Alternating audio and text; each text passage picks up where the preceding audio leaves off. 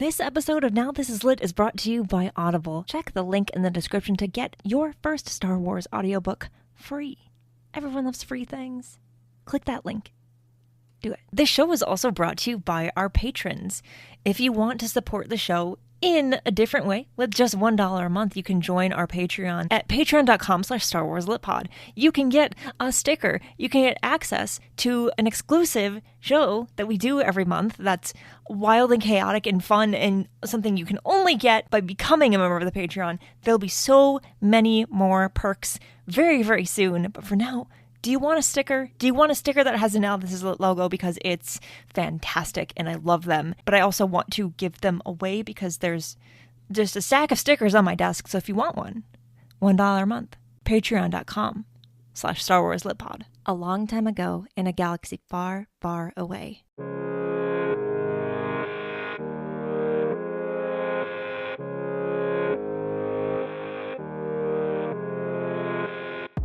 You're listening to Now This Is Lit, a podcast about Star Wars books, the people who make them, and the readers who just can't get enough of them.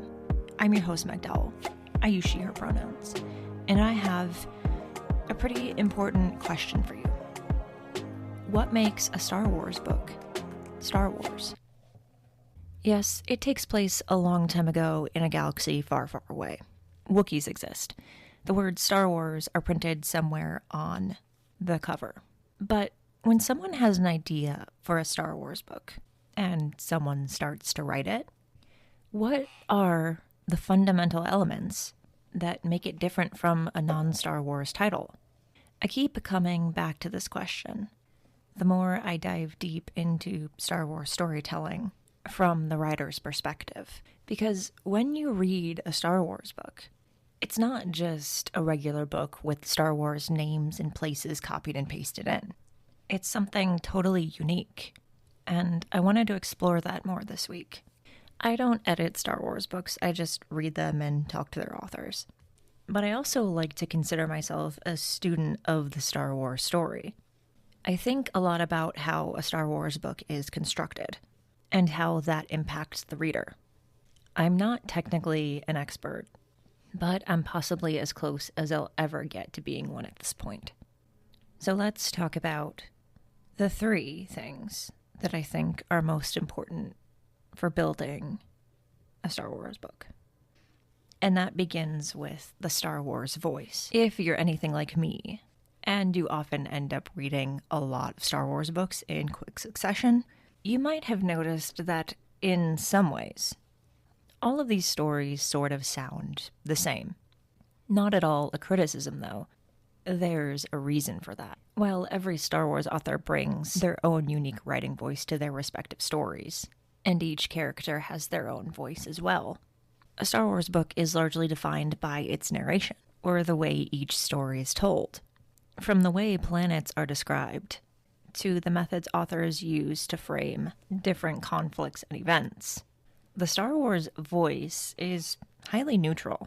Its objectivity, though, rather than falling flat, leaves a lot of interpretation up to the reader.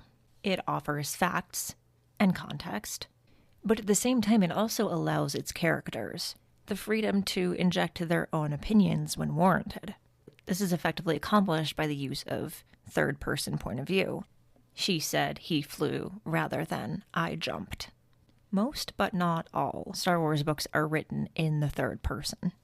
This generally gives these stories more opportunities to explore a variety of perspectives on different events, beings, and ideas, without focusing too much attention on just one person. Interestingly, though, this is actually why the first-person point of view in Heir to the Jedi works quite well. The entire book is focused on Luke Skywalker's inner struggle as he begins to explore what it means to be a Jedi, which would be doable but possibly not nearly as effective in third person. So it's the way that a Star Wars book is written, the way that stories are told, the way things are framed and talked about. But it's not just the writing itself, it's also what a Star Wars book contains and how it exists in the larger universe and what it does within that universe. Because Star Wars books literally expand the universe. readers didn't call it the EU back in the day for nothing. One of the most important things a Star Wars book does is to literally expand a galaxy far, far away, beyond what the movies or shows or other media tend to be able to do. Whether it's telling a familiar character's origin story, creating an entirely new era of storytelling, or crafting an entire book around one throwaway line from a movie, Star Wars books exist to deepen and enrich the universe they're set in. This is the literal case with reference materials, but it applies to fiction novels as well. E.K. Johnston's Padme books, for example, take a character that arguably didn't get the best treatment in the prequels, despite her essential role in multiple facets of the Skywalker saga, and in more ways than one, give her a whole new life. They showcase the importance of her relationships to her handmaidens, give more context to her friendship with Bail Organa, and even bring more heart and empathy to Padme's romance with Anakin Skywalker. Star Wars books are not required reading, and no one has to read them in order to appreciate Star Wars in full. What these books do accomplish, however, is establishing opportunities for fans to develop a deeper appreciation, understanding, and love for their favorite characters and moments. Books can do things the screen simply cannot. They are vital to the larger story of Star Wars as a collection of histories, even if you don't read them all.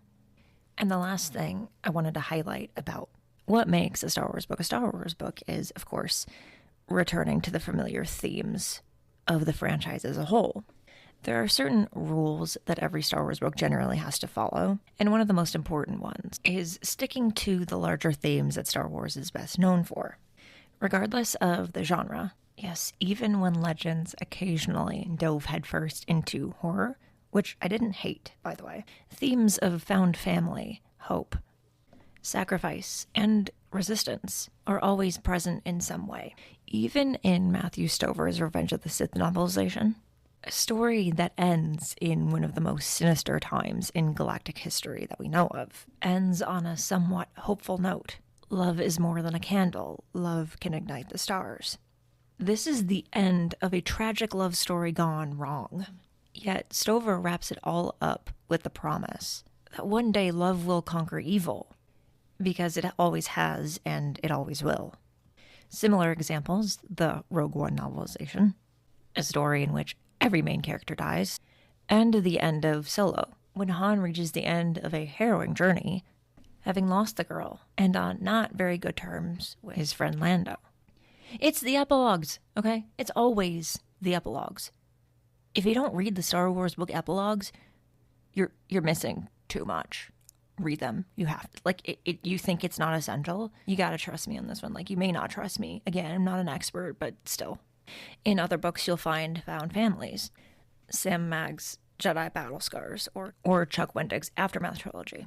It's Star Wars because it embodies what Star Wars is made of. Stories about people who decide things need to change and risk their lives to save the galaxy. Stories of reluctant heroes, hardened villains, and everyone in between. Its unique creatures, locations, and histories are just a few of the many things that set it apart from other fictional universes, but also its longevity and the number of lives it has changed over its nearly 50-year run make it so much more than a silly space opera, even though it's definitely that too, and it wouldn't be Star Wars if not for that. When I ask people what first comes to mind when they hear the word Star Wars, everyone's answer is different, because Star Wars isn't just one thing. It's special to everyone who falls in love with it. I can sit here and try to define what makes a Star War a Star War, but at the end of the day, what makes Star Wars special really is the people who love it enough to keep it alive.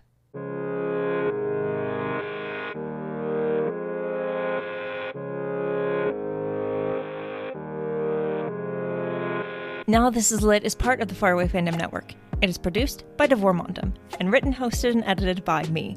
Jose Jimenez designed our podcast art. You can keep up with the show on Substack and Now This Is Lit, and find the show wherever you get your podcasts. There are so many ways you can support the show, and all of those ways are linked in the show description. The newest way is to become a member of our Patreon. For $1 a month, you can get access to an exclusive show and a sticker. And if we get 500 people to support the Patreon per month, I can hire an editor. That would be great for me, and maybe for you too. So if you'd like to support the show with just $1 a month, you can do it that way. Or you can just keep listening and sharing the episodes. That is also helpful, and I appreciate it. For more book reviews and Star Wars Book Celebration, follow Star Wars Book Reviews on Instagram and TikTok.